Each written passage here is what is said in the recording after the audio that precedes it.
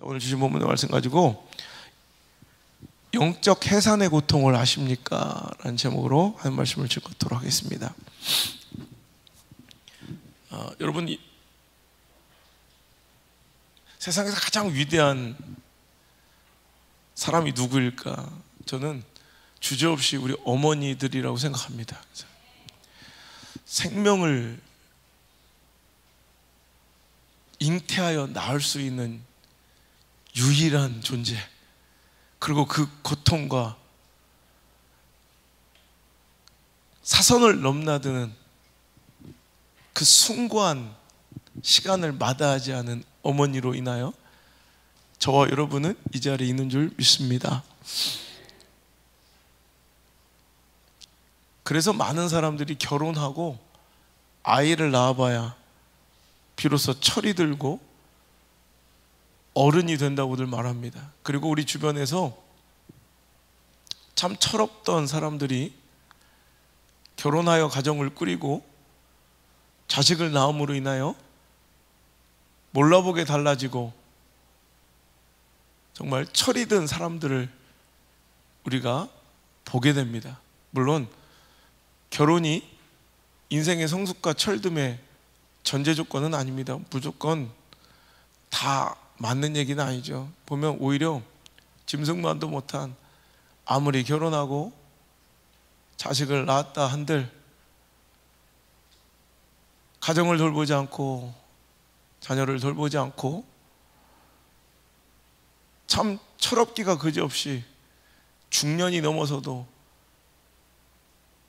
컴퓨터 게임 앞에 떠나지 못하는 남편과 아비들을 요즘에 종종 봅니다. 정신 나간 거죠. 또한 자녀를 돌보지 않고 학대하고 고통을 주며 짐승만도 못한 짓을 하는 수많은 뉴스 기사의 주인공들을 보면서 꼭 결혼하고 가정 꾸리고 자식 낳았다고 다 위대한 인생, 성숙한 인생으로 변하는 것은 아닐 테지만, 그래도 대다수의 사람들이 자식 낳으면서 철들었다는 이야기를 듣게 됩니다. 신앙도 마찬가지인 것 같아요. 해산의 고통을 아는 자와 그렇지 못한 자, 영적인 자녀를 낳아본 자와 그렇지 않은 자, 완전히 다른다는 거예요. 믿음이 성숙되고 믿음이 철들기 위해서는 해산의 고통을 알아야 한다는 결론이에요. 여러분에게 묻습니다. 당신은 영적인 해산의 고통을 아십니까? 결론은 뭐냐면 그 해산의 고통을 알아야 비로소 영적으로 어른이 되고 또한 믿음이 진정으로 성숙되게 된다는 말이죠. 우리 교회 안에서 우리 신앙 가운데 끊임없이 늘 있어야 할 영적인 해산, 우리가 맛보고 알아야 할 해산의 고통은 무엇인가? 여러분 눈치채셨겠지만 영혼 구원, 영혼의 열매, 영혼의 자녀, 그 해산의 고통이 있어야 한다는 것. 출산의 고통처럼 영적으로도 여러분 영혼의 자녀를 낳을 수 있거든요. 이것은 세상의 신분, 고하, 지식 수준, 연로함과 연소함, 이런 것들을 막론하고 영혼으로 품고 출산한 여러분 내 영혼의 자녀, 영적 해산의 고통이 당신에게 있었냐 말입니다. 아니 언제 있었냐 물어보는 거예요. 여러분 우리는 하나님의 양들이라 이야기합니다. 양은 새끼를 낳아 그 목자를 기쁘게 해야 되는 것처럼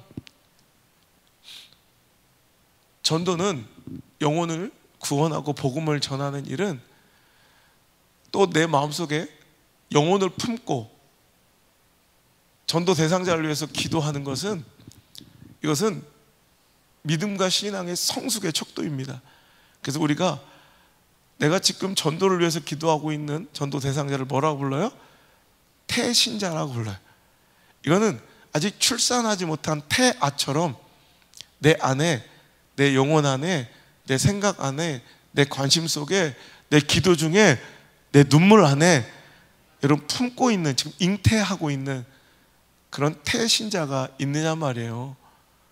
여러분, 요즘에 제가 참 우리 성도들 열심히 전도하고 복음을 전하는 일에 급급하며 그것에 관심 쏟는, 특별히 우리 새성도를 바라보면, 제가 이번 방송에서도 생방송 중에 우리 새성도를 막 자랑했는데, 여러분 자랑할 거 뭐 아무것도, 그거 하나예요.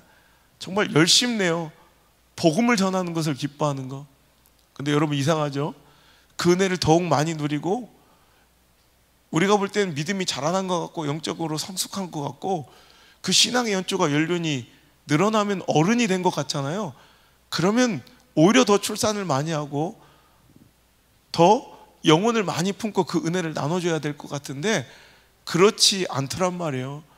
대부분 신앙의 연조가 깊어지면 거꾸로 신앙의 열정과 구령의 열정은 반비례로 떨어져서 이제는 그런 것은 나하고 상관없는 일로 치부하고, 교회는 무슨 쇼타임처럼, 무슨 박앤셀 백화점의 특별한 경영 이벤트처럼 교회는 자꾸 단번에 일회성의 전도 대회나 행사를 열어 숫자를 늘리는데 급급하더라는 거예요. 여러분, 영혼 구원은 그런 것이 아니라 우리 신앙 안에 늘 자연스럽게 이 복음을, 믿음을 정말로 증거하고 가치 있게 여기며 천국의 소망이 진짜 있는 자들은 여러분 죽는 그날까지, 여러분 입술 벌릴 힘 있는 그날까지 우린 복음을 전하고 살아야 된다는 거예요. 여러분 기억나십니까? 우리 2019년 마지막 주일날 오셔가지고 그 전 가족이 이제 구원받은, 제가 KBS TV는 사랑을 싣고에 나왔을 때 우연히 그 장면을 보시고 평생을 절에 다녔던 분이 제 설교를 유튜브를 통해 듣기 시작하시다가 6개월 만에 은혜를 받아 혼자 스스로 교회를 다니기 시작하고 복음을 이제 받아들이고 영접하고 이제 자기 가족들에게도 제 설교 영상을 보내기 시작하면서 전 가족이 이제 구원을 받은, 누구한테 전도도 한번 안 받고 설교를 통해서만, 그래서 각자의 지역에서 열심히 신앙생활을 하고 있는 이제 한 가족 자매들이 있습니다. 그 중에 식당을 하시는 분이 있는데 그 대구 절자랑 밑에서 칼국수집을 하시면서 음식을 내어줄 때마다 옛날에는 오래 기다리셨죠, 손님 음식 나왔습니다, 맛있게 드세요, 이게 인사말이었다면 예수님을 알고 천국 소망을 가슴에 품은 그 이후부터는 손님 맛있게 드세요, 식사 나왔습니다가 아니라 손님 예수 믿으세요, 예수 믿으셔야 천국 갑니다. 절자랑 밑에서 복음화율이 여러분 우리나라 최저 수준의 그 강팍하고 불도가 센 그 대구에서 여러분 식사를 내어주며 손님에게, 내가 공짜로 베푸는 식사도 아니고 돈 받고 식당에서 손님에게 예수를 전하자 10명 중 5명은 숟가락을 집어던지며 재수없다고 욕을 합니다. 단골 손님이 한 명 한 명씩 떨어집니다. 어느 날은 제가 좀 걱정스러워서 성도님 왜 이렇게까지 하십니까? 이렇게까지 안 하셔도 될 것 같습니다. 이러다가 가게가, 식당이 망하겠습니다. 근데 저한테 했던 그분의 말이 아직도 귀에 잊혀지지 않습니다. 목사님 그게 무슨 말씀입니까? 제가 모르면 모를까? 내가 못 봤으면 못 봤을까? 이 길 끝이 어디이며 그 길에만 생명이 있는지를 알았고 저 길로 가면 절벽이고 벼랑인 줄, 낭떠러지로 떨어져 죽는 줄 아는데 어떻게 내가 모르는 사람이건 내 돈이 손해보고 가게가 문을 닫던 낭떠러지를 향해 떨어져 죽어가는 그 사람을 향해 외치지 않을 수 있겠습니까? 내가 그 길을 모르고 내가 그분을 못 만나고 예수가 생명이고 진리인 줄 몰랐으면 몰랐을까? 난 그것을 알게 된 이후에는 불쌍해서 답답해서 안타깝고 두려워서 그걸 외칠 수밖에 없다는 거예요.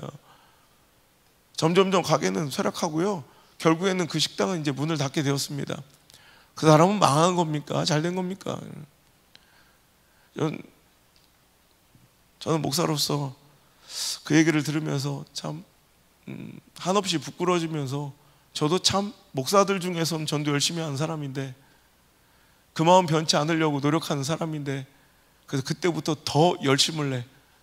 한 영혼 구원하고 전도할 수 있는 길이라면 여러분 그냥 뭐 앞뒤 가리지 않고 가서 그들이 어떻게 나를 대접하고 대우하든 여러분 복음을 전하는데 여러분 힘을 쓰고 있습니다. 사랑하는 성도 여러분, 사도 바울의 해산의 고통입니다. 그는 감옥에 갇혀 있는 가운데서 내가 감옥에서 낳은 아들 오네시모를 위해서 너한테 편지하고 부탁한다라고 빌레몬서에, 빌레몬서는 빌레몬에게 보내는 사도 바울의 편지입니다.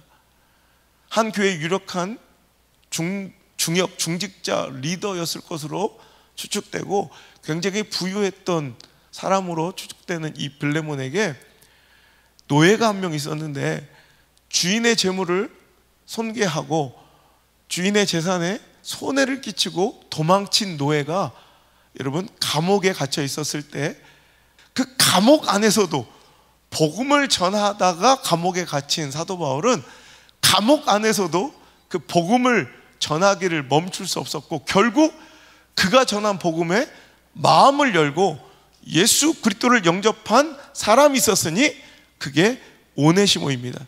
그 오네시모는 아마 사도 바울보다 먼저 출소하게 되었는가 봐요. 그러자 이제 그를 설득해서 빌레몬의 집으로, 다시 주인의 집으로 돌아갈 것을 권면하고, 이제 내 아들 오네시모가 너에게 갈 것이니 동등하게 형제로서 대우해 줄 것을 빌레몬에게 부탁하는 편지가 바로 빌레몬서입니다. 오늘 그가 표현하기를 갇힌 중에서 낳은 내 아들 오네시모다. 여러분, 영혼의 열매는 바로 이런 겁니다. 낳은 거예요, 낳은 거. 해산의 고통입니다. 여러분, 그런 고통 없이 절대 영혼의 열매가 맺히지 않는다는 말입니다.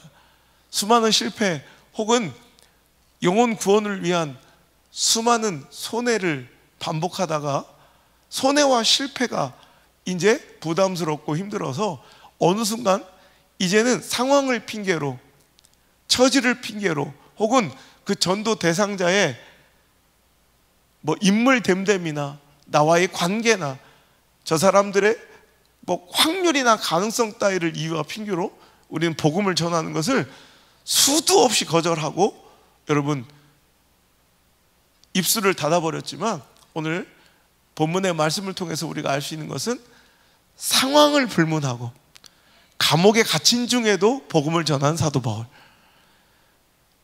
그 상대와 사람의 신분과 상관없이 우리는 복음을 전해야 된다는 것입니다.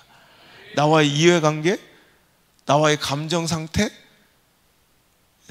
여러분 내 상황과 처지, 형편의 논리가 아니라 복음을 전하는 일에는 상황과 처지와 형편에 상관없이 그 사람의 신분 고하와 그 사람의 인격과 상관없이, 여러분 빈부에 상관없이 우리는 복음을 전해야 될 사명이 있는 자들임을 기억하시길 바랍니다. 여러분, 제가 요즘에 보면 참 우리 모든 성도님들이 다 감사하고 귀하지만 요즘 제가 참 감사한 가정이 있어요. 우리 백수정 집사님, 우리 지수 집사님 보면서 제가 너무너무 감사하고 목사로서 참 머리 숙여 고마움을 전하고 싶어요. 우리 캐디 성도님들이 열심히 전도해서 향미라는 자매를 이렇게 데려와서 신앙생활을 하게 했고요. 그것만 해도 참 귀한데, 그 향미 자매의 그 딱한 처지와 홀로 그 어린 자녀를 키우는 그 모습을 많은 사람들이 안타깝게 여기고, 그죠? 사랑했지만 저렇게 정말 진짜 부모처럼 그 자식을 거두어 함께 키워주고, 오늘 같이 만났는데 서스럼 없이 이제 엄마 아빠라고 부르더라고요. 저게 참 영혼의 해산이구나. 사도 바울이 고백한 대로 내가 낳은 자녀라고 얘기할 수 있겠구나. 뭘 그러더라. 아빠가 둘이 있다고. 저기는 영적인 아빠 안소 목사님, 그리고 또 우리 아빠 백순혁, 우리 엄마 지수 엄마, 참 고마운 거예요. 누가 여러분 핏줄도 그렇게 잘 못할 거예요. 여러분 자기 자식 할머니도 잘 못 키워줍니다. 그죠? 그런데 저렇게 애쓰면서, 원래 처음 우리 교회 때는 그래도 약간은 탱탱한 것 같았는데 되게 쭈그레하게 팍싹 늙어버린 지수 집사를 보면서 저게 훈장이다라는 생각을 해요. 하지만 언젠가 이 시간을 기억하며 참 보람있고 정말 감격스러운 그날이 반드시 오게 될 줄 믿습니다. 내가 그랬죠.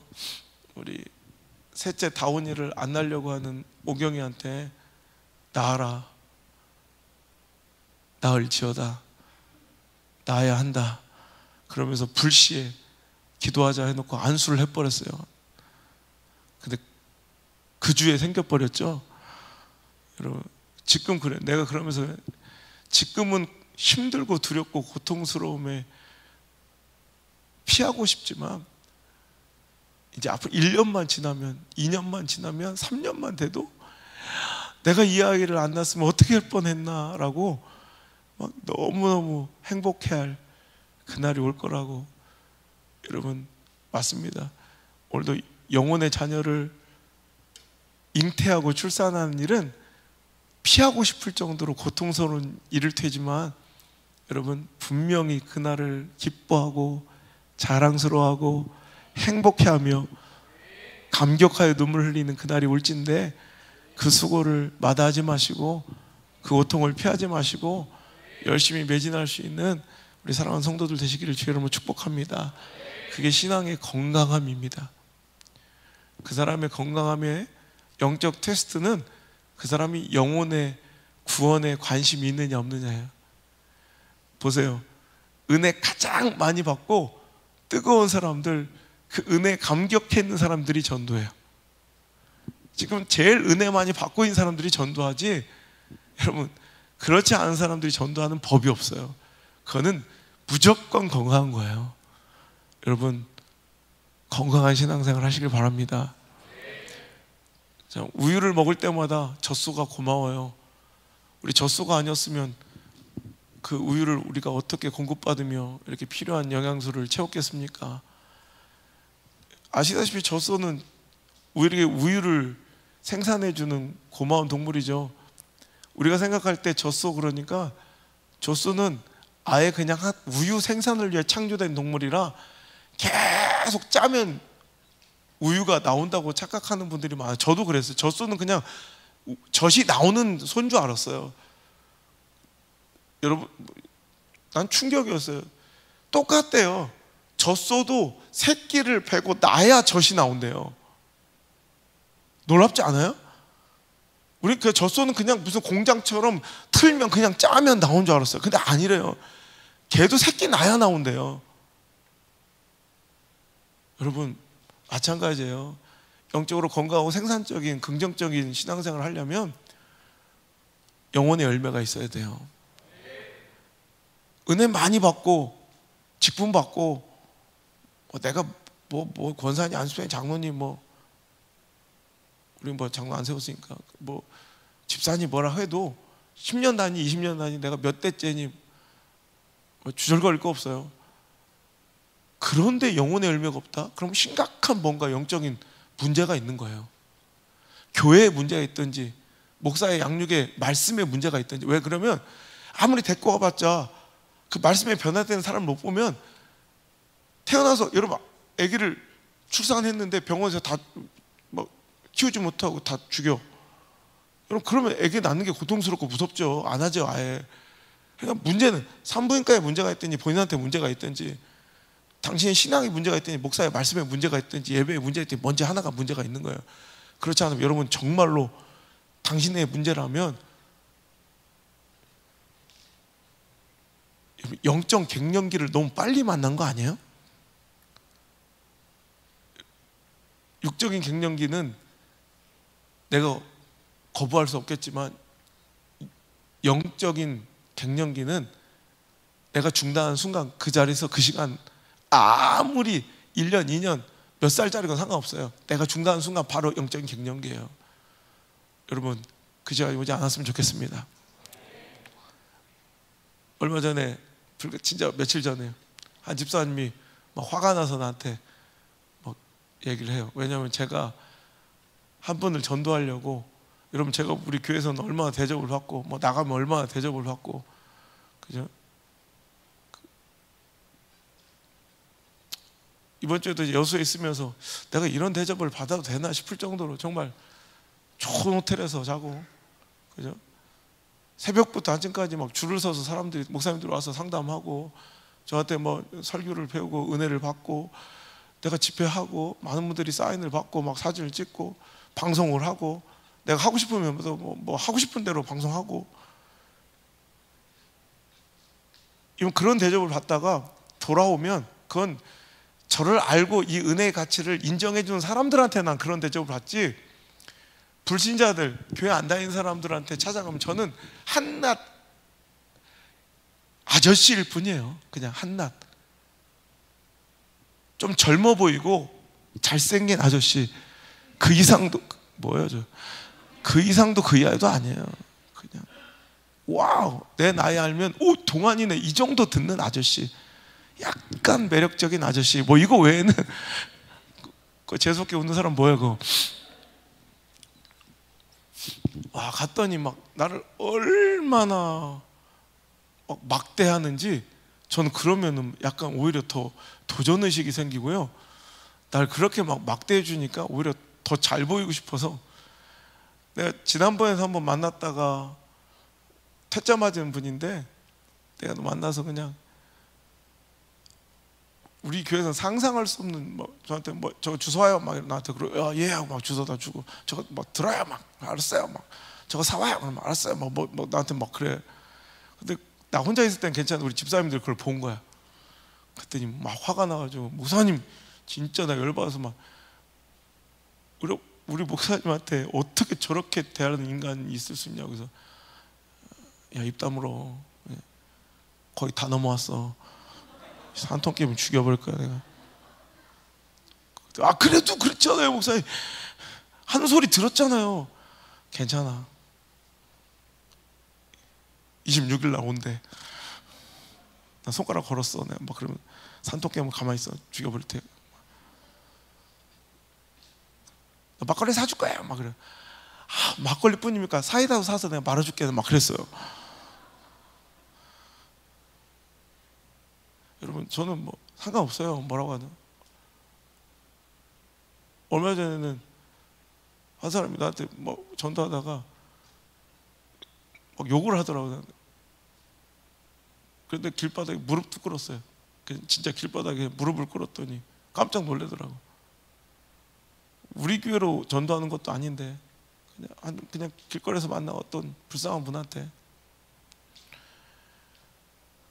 자기는 그게 되게 잘나 보이고 대단해 보이는지 몰라도 난 너무 불쌍해 보이더라고. 그래서 제발 예수 믿고 천국 가시라고.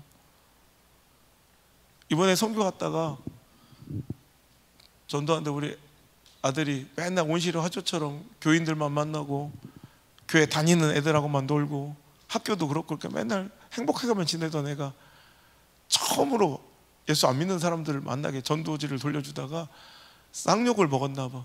그분도 참 대참 분이야. 우리 안성주 얼굴 보고 욕하기가 쉽지 않은데 그분도 어지간한 분이야. 안성주 등치 보고 웬만하면 함부로 대하기 어려운, 때로는요 불 안 켜고 있으면 나도 내 아들이지만 말 놓기가 어려워요. 솔직히 말하면. 저 한번 기지개를 킨다고 하는데 나도 모르게 뭐 이렇게 했던 그런 분이에요. 근데 왜 아빠 쫄았어? 그래서 아니야 엄마. 근데 솔직히 쫄았어요. 그런데 갑자기 쟤한테 쌍욕을 하면서 전도지를 보는 앞에서 찢어서 버리더래. 너무 충격이었대. 근데 그래, 그게 진짜 그리스도의 모습이고 그게 진짜 신앙생활 하는 거야. 넌 그게 훈장이야. 실패해도 전도는 실패한 게 아니야. 네가 그렇게 욕을 먹고 학대당하고 업신여김을 받고 조롱당하고 손가락질 당하는 그 모습까지도 하나님이 기뻐하시며 바라보고 있기 때문에 여러분, 전도는 꼬셔다가 데려 앉혀놔 숫자 늘려서 교회 잘 경영되게 굴리는 게 아니라 여러분 그냥 주님의 그 마음 품고 영혼에게 복음을 전하는 그 모습 자체를 우리 하나님 너무 기뻐 바라보고 계신 줄 믿습니다. 우리 사도 바울처럼 해산의 고통으로 영혼 구원, 영혼의 열매를 맺는 해산을, 영적인 해산을 해야 할 줄 믿습니다. 구약시대에는요 아기를 출산하지 못하는 것을 굉장히 부끄러움으로 혹은 죄악으로 저주로 여겼다는 거예요. 물론 지금 그렇지 않습니다. 그런데 구약시대에는 그랬다는 거예요. 근데 이 신약의 시대, 이 시대에는 마찬가지로 우리가 육신의 아이는 뭐 안 날 수도 못 날 수도 있어요. 또 결혼도 비혼주의자 안 할 수도 있어요. 차라리 쪼다 같은 거, 찌질한 거 만나서 결혼할 바에야, 내가 우리 자매들한테 그래, 안 하는 게 낫다. 난 다 놓고 얘기해요. 하도 주변에 찌질이 쪼다를 내가 너무 많이 봐서 솔직히 말하면 교회 다니는 남자들의 거의 대부분은 쪼다 찌질이밖에 없어요. 진짜 잘 나가시는 분들은 왕성하게 교회 바깥에서 활동하고 계세요. 진짜 교회 다니는 사람도 어찌 이렇게, 내가 이번에도 얼마나 찌질이 같은 사람들을 많이 봤는지. 그러니까 나는 그런 게 막 너무 싫어. 그래서 차라리 이상한 것 만나서 결혼할 것 같으면 안 하는 게 낫다고 여기는 사람이니까 아기 못 낳아도 괜찮아. 그런데 여러분, 신약의 시대에는 우리가 이 복음의 은혜를 받고 영적인 해산을 하지 못하는 것은 부끄러움이고 죄악이고, 여러분 어쩌면 영적인 저주일 수 있어요. 여러분, 이제 이 말씀을 듣고 해산의 고통을 아는 철든 성도 되시길 바랍니다. 전도 한번 하려면 얼마나 여러분 애쓰고 수고하고 일부러 의뢰 자리로 가야 돼요. 근데 그 결과, 열매, 하나님의 기쁨의 환희를 내 마음속에 느끼는 것은, 우리가 그렇죠, 애기 낳을 때까지 너무 힘들어. 막 배도 무겁고 몸도 무겁고 힘들고 입도 타고 또 출산도 고통스럽고 무서운데, 탁 출산해서 그 아이를 딱 가슴에 안았을 때 그 환희, 물론 약간 놀랄 때도 있어요. 이게 진짜 내 자식이 맞나, 무슨 퍼그처럼 쭈글쭈글해. 우리 안들이 낳을 때 난 놀래가지고 막 뭐 이런 게 다 있나. 근데 김상진도 그랬다더라고. 재혁이 낳을 때 놀랬다고, 막 원숭이 새끼도 아니고 막 하여튼 놀랄 수도 있지만 그 환희가 있잖아요. 영광, 그 기쁨은, 희열은 다른 어떤 것과도 비교할 수 없어요. 요즘에 저는 골프 치면서 우리 집사님들이 이제 인정을 하더라고요. 접대 골프가 제일 어려운 줄 알았대. 사업하면서 나한테 유익을 주는 사람한테 접대해주며 치는 골프는 너무 잘 쳐도 안 되고 못 쳐도 안 되고 중간에서 어중간하게 바보처럼 돈만 떼어줘야 돼. 그래서 전 접대 골프가 너무 힘든데 접대 골프보다 더 어려운 골프를 봤대. 목회 골프.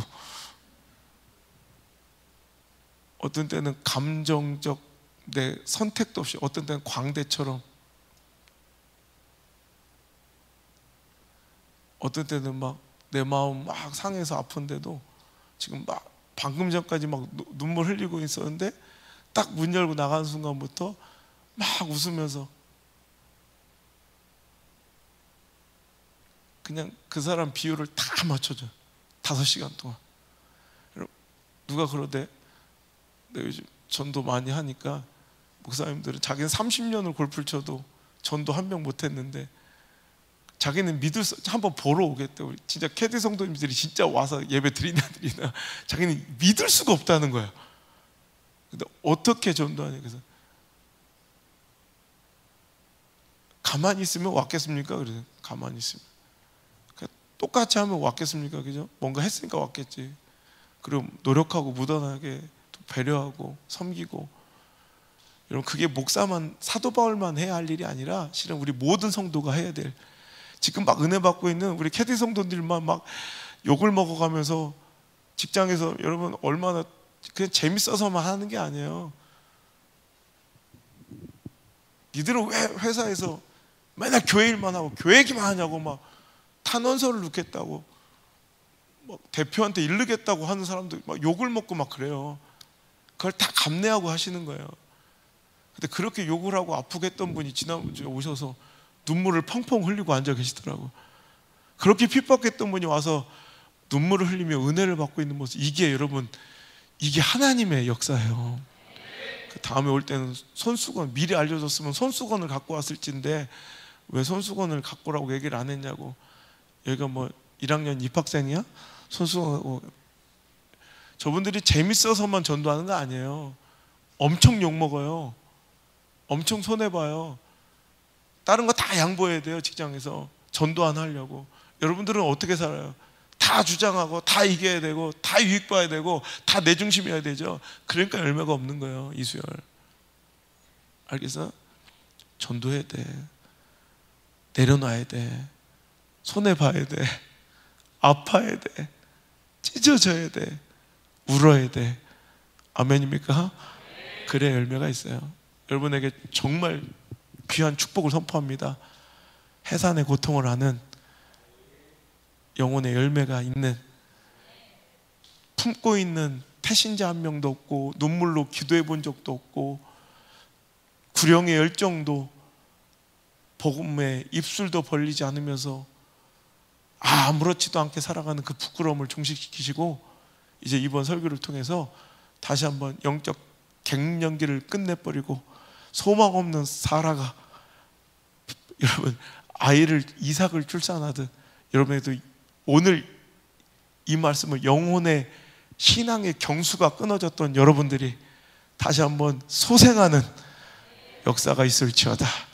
그래서 꼭 전도하시는, 천국 가서 너 뭐하다 왔냐 하나님 물어보시면 내가 어느 직장에서 어느 직급까지 올랐습니다. 내가 통장에 얼마를 모았습니다. 내가 세상에서 무슨 이름으로 불렸던 사람입니다.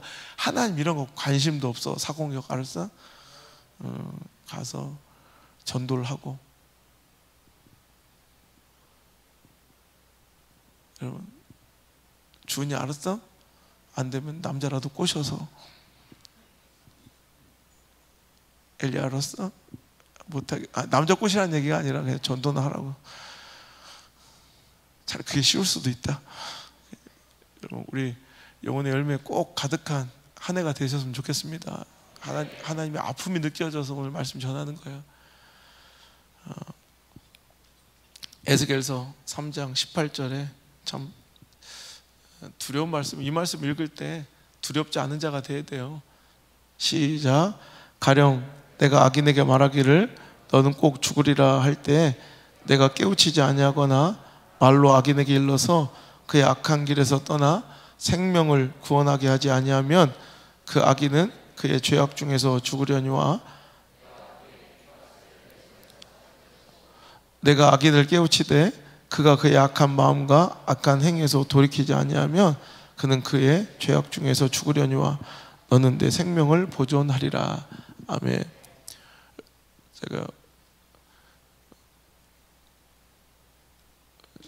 제가 막 이렇게 저를 막대하는 그런 모습을 보고 화를 내는 우리 이수열 집사한테 내가 그랬어요. 나는 그냥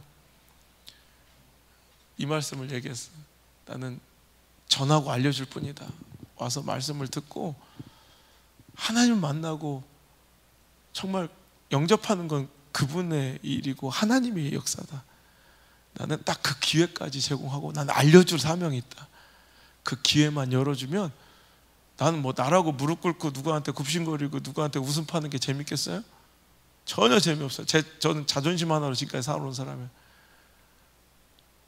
목에 칼이 들어와도 저는 고개 한번 안 숙이는 사람이에요. 그런데 영혼 구원에만 나는 그렇게 해요.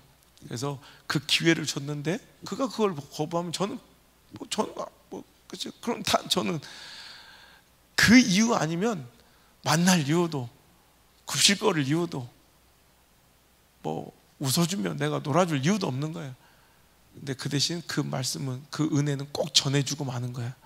여러분도 그랬으면 좋겠어요.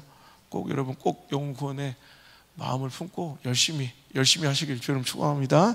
두 번째로 해산의 고통은 영혼 구원의 고통만 있는 것이 아니라 또 하나, 사도 바울에게 해산의 고통이 하나 더 있었대요. 자, 갈라디아서 4장 19절 여러분 찾으려면 한나절 걸리니까 띄워줄게요. 자, 시작. 나의 자녀들아, 너희 속에 그리스도의 다시 너희를 위하여 해산하는 수고를 하노니. 사도 바울은 복음을 전하여 예수 그리스도를 알지 못한 자를 살려내는, 전도하는, 복음을 전하는 해산도 했지만 또 갈라디아 교회 성도들에게 또 자기가 복음을 전하여 양육하는 성도들을 위해 해산의 고통 같은 그런 수고를 마다하지 않고 있다 또 고백합니다. 그 해산의 고통과 수고의 내용이 뭐냐면 너희 속에 그리스도의 형상을 이루기까지 양육하는 목양의 수고가 해산의 고통이라는 거예요. 여러분, 여기서는 오네시모처럼 다시 복음을 알고 예수 그리스도를 알게 되고 듣게 되고 믿는 중생, 거듭남이 아니라 이제 거듭난 사람들이 그 중생의 목적이 되는, 우리 신앙생활의 목적이 되는, 최종의 목적이 되는, 결론이 되는 성화, 예수 그리스도의 형상대로 여러분 빚어지는 그 과정에 여러분 그 목양, 양육은 여러분은 이해 못할 여러분 해산의 고통과 같은 한 영혼이 뿌리 내려서 이렇게 성장하는데 목사가 마음을 쓰고 막 눈물 뿌려 기도하고, 여러분은 그냥 주일 돌아오면 그냥 교회 나오지만 저 이번 주에 우리 오늘 집사님들한테 그런 얘기 했거든요.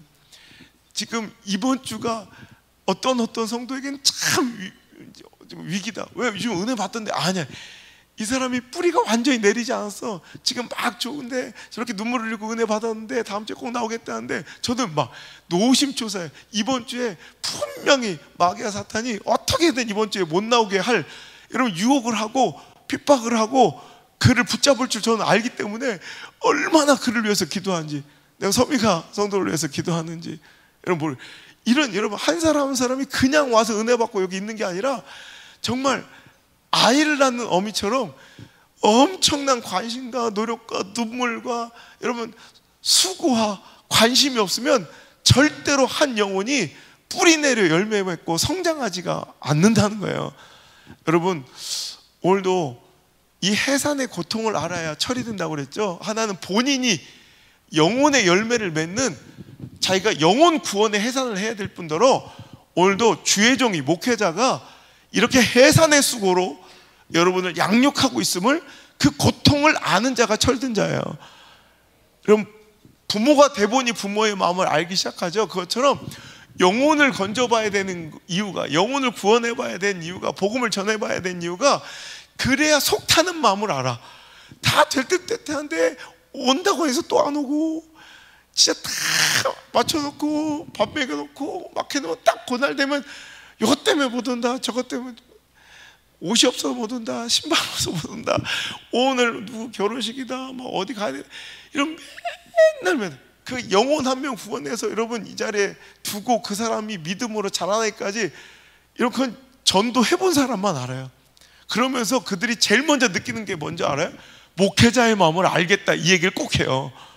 여러분 부모의 마음을 알아야 철드는 것처럼 목양의 수고, 해산의 고통처럼 힘든 이 목양의 수고, 여러분 목자가 양 한번 엉켜있고 꼬여있는 털 한번 정리해주고 밀어줬다고 기르는 양 한 번 찾았다고, 가시덤불에 꼼짝달싹 못하는 그 양 한 번 구해줬다고, 여러분 멋진 푸른 초장과 쉴만한 물가 같은 말씀으로 그들을 기쁘게 한번 해주고 정말 위로해줬다고, 은혜 받고 감격의 눈물을 쏟았다고, 그게 목양의 끝이 아니라는 거예요. 그 일은 끊임없이 반복되고 진행돼서 그 영혼이 잘 성숙하고 성장하기까지 끊임없이 계속해서 변화되고, 여러분 성화되는 그 과정은 멈추어져서는 안 될 해산의 수고라는 거예요.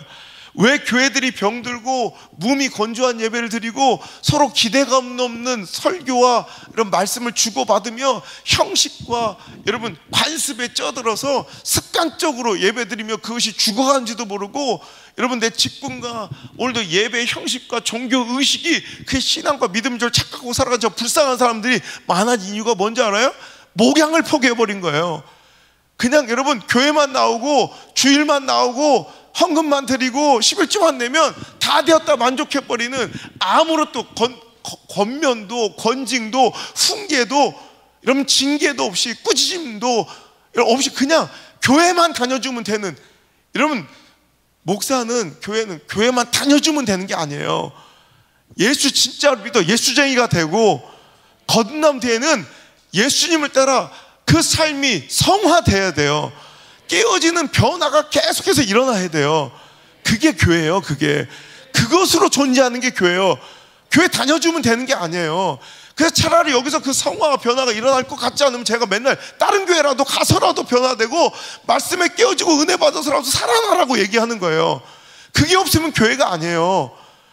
여러분 그러니까 지금 껍데기만 존재하는 교회, 여러분 주일만 나와 때우는 성도들이 성도인 줄 착각하고 교회인 줄 착각하고, 여러분 그것을 방조하는 목사가 목사인 줄 착각하고 있는 이 시대 가운데, 이 불행한 시대의 저주 가운데 우린 정신 차려야 돼요.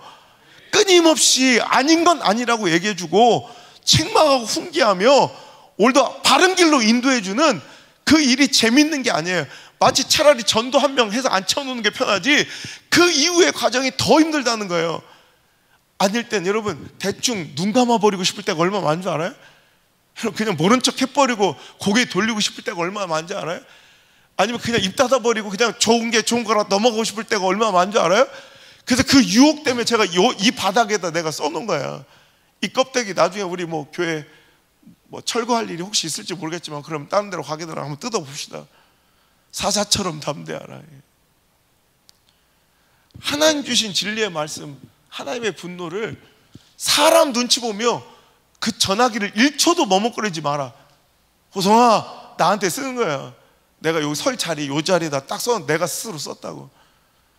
여러분 눈 감아버리고 입 다물어버리면 좋아. 서로 좋은 게 좋고. 여러분 그게 아니에요. 아닌 건 아닌 거예요. 자 갈라디아서 19절부터 다시 한번 읽어볼게요. 자 다시 한번. 자 시작. 나의 자녀들아 너희 속에 그리스도의 형상을 이루기까지 다시 너희를 위하여 해사는 수고를 하노니. 20절 시작. 내가 이제라도 너희와 함께 있어 내 언성을 너희에 대하여 의욕이 있음이라. 21절 계속 읽습니다. 계속 끝까지 시작.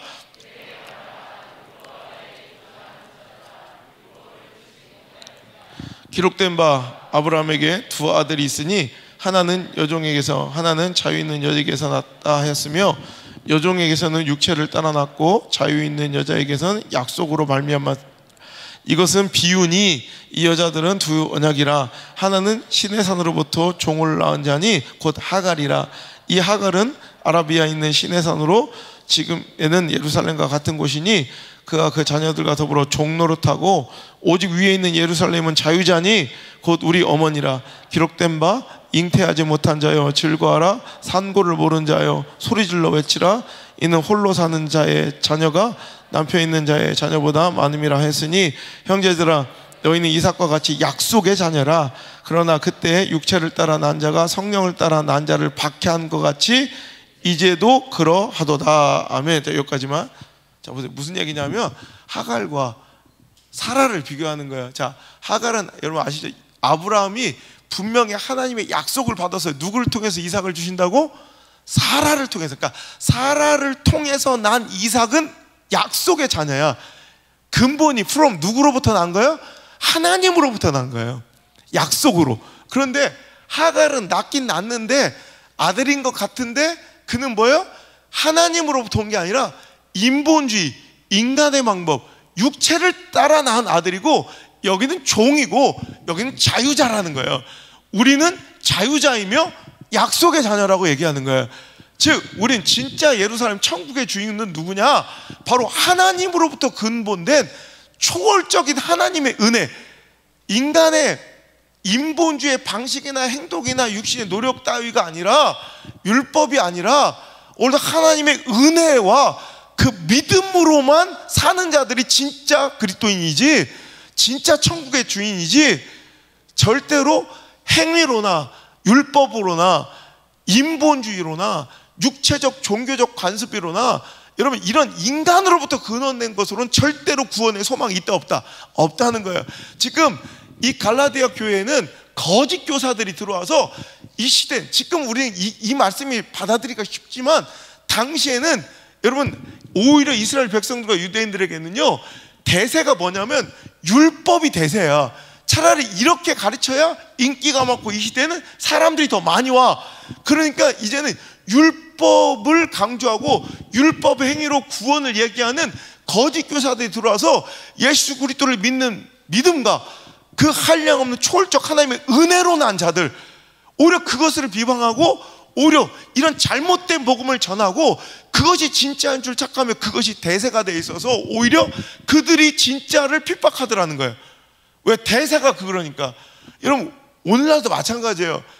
하나님의 은혜로 그 믿음으로 진짜 사는 자들이, 오늘도 예수 그리스도의 형상을 닮아가며 성화되어 가는 자들이 진짜 구원받은 자들이지, 내가 믿노라 이런 인간적 방식과 방법으로 육신에 근거된 나로부터 나온 그런 생각들로 자기 확신이에요. 자기 확신. 여러분 누가 봐도 믿지 않고 하나님을 경외하지도 두려워하지도 않는 자들이 자기는 천국 간다, 구원받는다, 여러분 난 믿음이 있다 착각한 사람들이 여러분 얼마나 많아요. 여러분 말도 같지 않은 거예요. 그런데 그것이 대세가 되니까 그것을 건들거나 그것을 이해하지 못한 세대가 됐어요. 왜? 오늘도 이스마엘이 이삭을 핍박하고 괴롭혔죠. 조롱했잖아요.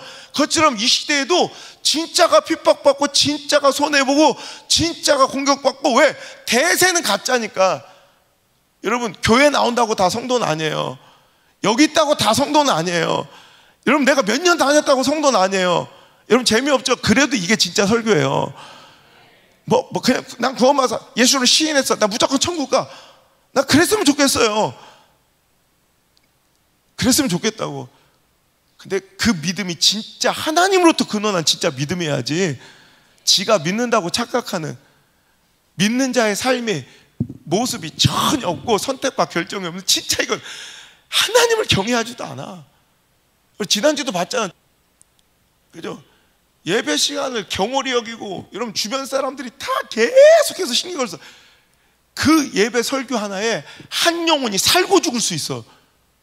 그 영혼의 피값을, 그 생명을 누가 책임지려고 감히 말해. 예배 시간에 쫓겨났더니 밑에서 뭐 소란 피웠다며. 지가 안수집사라고. 야 안수집사 할아비가 와봐라. 혼나보질 않아서 그래. 욕을 안 먹어봐서 그래. 온 사도바울이 뭐래요? 내가 너희로 해서 의혹이 있다, 잘못된 믿음에 대해서 무조건 언성을 높이겠다 이거야. 여러분 이 시대는 이러면 인기도 없고요. 여러분 이 시대는 이러면 여러분 소위 말하면 성장이라는 부흥, 숫자 노름, 이거는 여러분 포기해야 될 수도 있어요. 하지만 여러분 진짜가 되시길 바랍니다. 진짜가 되셔야 돼요. 하나님을 믿는데, 여러분 예수 그리스도의 그 피값으로 내가 살았다는 걸 믿는데, 여러분 그 은혜를 받은 자들, 그 은혜 받은 자들의 모임이 교회라는데 어떻게 교회에서 그럴 수 있어요? 어떻게 예배에서 그럴 수 있어요? 여러분 시퍼렇게 살아계신 하나님과 예수 그리스도의 믿음은 입으로 짓거리거나 설명하거나 주장하는 게 아니에요. 삶으로 드러나야 돼요. 발각돼요. 이런 빛을 숨길 수가 없고 사랑을 숨길 수가 없는 것처럼, 이런 사랑이 숨겨져요? 미안해요, 모르는 얘기해서. 기침이 숨겨져요? 그건 봐서 해도 여러분 알죠? 기침한 거 알죠? 가난이 숨겨져요? 세상에 숨길 수 없는 가난, 기침, 사랑처럼 믿음, 하나님을 향한 사랑, 진짜 사랑은, 하나님을 향한 믿음은 여러분 발각돼요.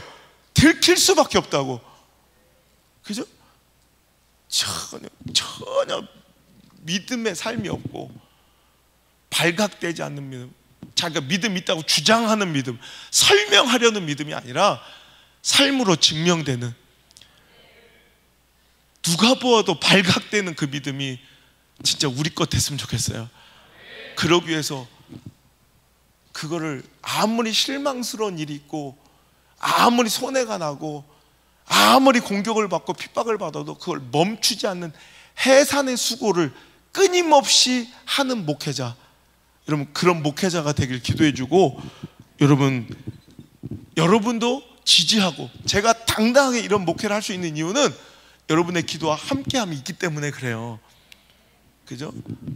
그래서 저를 흉내내는 많은 목사님들이 교회 문을 닫고 쫓겨났다는 얘기가 많아요. 그래도 해야 된다고 생각해요.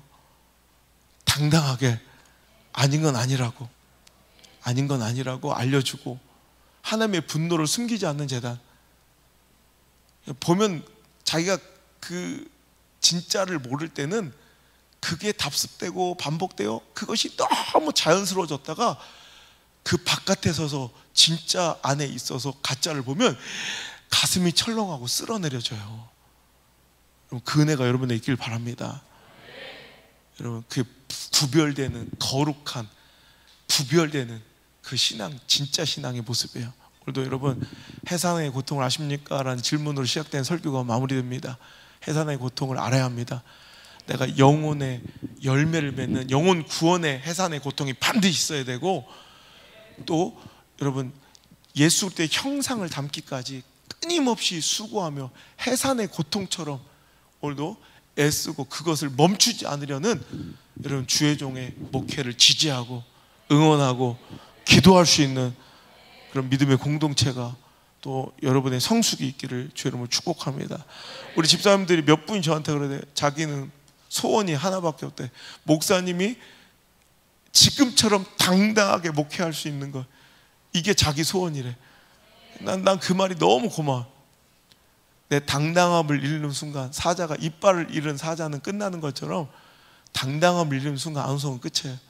죽는 날까지 당당하게 시대를 향해, 여러분 누가 어떤 감투 쓰고 오면 그 권력 앞에 고개 조아리고,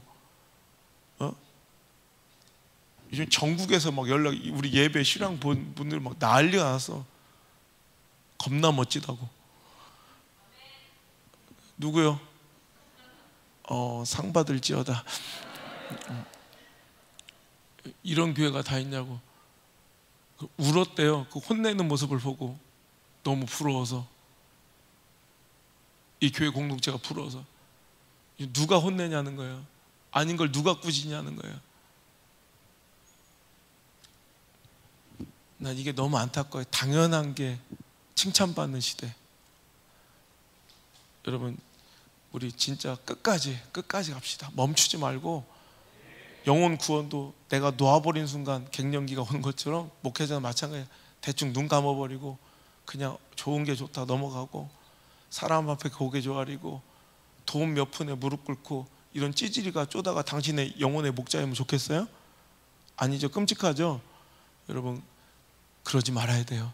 끝까지 가야 돼요. 끝까지 당당하게 오히려 시대를 꾸짖으며 사자우를 토해내며 당당하게 시대를 이끌고 가는 그런 주의 종이 될 수 있도록, 이런 세상의 어떤 유혹도 여러분 배설물처럼 집어던질 수 있는, 그리고 진짜를 추구하는 멋진 교회 공동체, 여러분도 그 양육 받아서 오늘 이 말씀이 듣고 끝나는 게 아니라 오늘부터 품으세요. 영혼 품고 하나님 아버지의 마음 품고 가서 꼭 생명을 잉태하는 오늘부터 그런 멋진 날 되기를 주의 이름으로 축복합니다. 찬양합시다. 그 하나님 아버지의 마음이, 저 주의 종의 마음이 나의 마음이 되었으면 좋겠습니다. 내 삶으로 주님의 기쁨 되는 그 영혼의 열매들을 맺어내는 그런 한 해가 이번 주가 되게 하여 주옵소서. 우리 찬양합시다.